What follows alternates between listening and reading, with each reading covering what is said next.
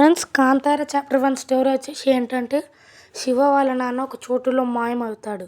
ఆ చోటులో ఎందుకు మాయమవ్వాడు అనేది స్టోరీ. ఇంకా యాక్టింగ్ వైజెస్ రిషబ్ శెట్టి, రుక్మిణి వసంతి, ఇంకా రాజుగా క్యారెక్టర్ చేసిన అతను అందరూ బాగా చేశారు. ఇంకా ఇంటర్వెల్ కంటే ముందు వచ్చే ఫైట్ ఉంటుంది. టైగర్ సీన్ థియేటర్ దద్దరిల్లిపోద్ది. ఇంకా హీరో యాక్టింగ్ అయితే super. Climax twist, Rukmini Vasanth ఒక ట్విస్ట్ ఉంటుంది. ఆ ట్విస్ట్కి అందరు పిచ్చోళ్ళు అయిపోతారు. ఇంకా రాజు యాక్టింగ్ మాత్రం సూపర్ ఉంటుంది. ఇంకా ఆ story building, execution, VFX, graphics అన్నీ సూపర్ ఉన్నాయి, టాప్ నాచ్.